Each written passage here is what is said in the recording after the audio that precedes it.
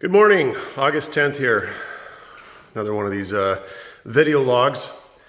Didn't really do a good job the other day. I had one of those things set up to support my camera on my phone in this case while I stand in frame and talk.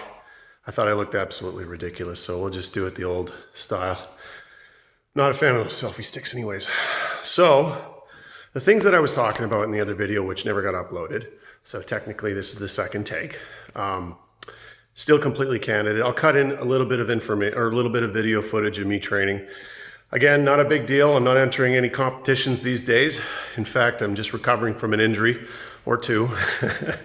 Pulled something, not groin, but around the hamstring at jiu-jitsu like 2-3 weeks ago. And then I've had a nagging injury, both in my pec and my tricep for a while now. So I kind of try to stay away from the heavy bench now. Odd thing is I can do overhead presses, no problem. Another thing is I've been doing a lot of pendlay rows. I find that the pendlay rows, and if you've never done these, look them up, they're very beneficial. They help for increasing your back strength tremendously, your pull strength tremendously, because it's a mix of a deadlift and a row. And there is some body English that is required, at least on my part. And that brings me to the topic of discussion, which, you know, in 2020 and 2021 is always going to be COVID, no matter whether you want to talk about it or not.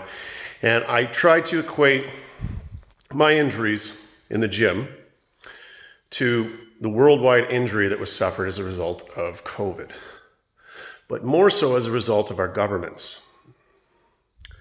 Now, if we treated COVID a lot like an injury in the gym from training, what we would have done is, instead of locking the doors up on gyms and running away and hiding, is we would have encouraged people to strengthen themselves elsewhere. This is no different than when you injure yourself. You know, like I injured my leg in a specific part, which basically reduces my ability to squat or step upstairs. What it didn't reduce my capabilities and capacity in was hip thrusts. Hip thrusts are really great for developing your core strength, and for those of us who sit for a living, in my case I do, it can help tremendously with correcting your pelvic tilt. I have anterior pelvic tilt. That means my pelvis is tilting forward. This puts a lot of strain on my hamstrings, which I pull often. I find when I put a lot of focus into my core strength, which includes your glutes, the strain on the hamstrings is reduced dramatically. So eventually you have to get back to training that muscle that you did injure. You can't avoid it forever. This is no different than with COVID and the policies and mandates and laws that the governments have enacted the world over. We can't live like this forever. You can't expect that a experimental concoction is going to be your way out, because as we've now seen, it is not, with the variants, strains, mutations, whatever you want to call them. The way out of this, we already had a plan for it. None of the governments followed it, and I urge everybody watching this video to look up Lieutenant Colonel David Redman. He was up there. He had a lot to do with responses to emergencies. In fact, he was invited down, if my memory serves, to Washington, D.C.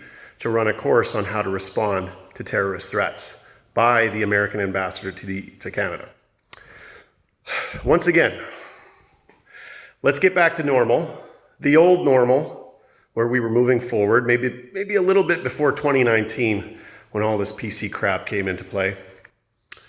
Let's be unoffendable. Let's get sun. Let's get vitamin D. Let's eat healthy.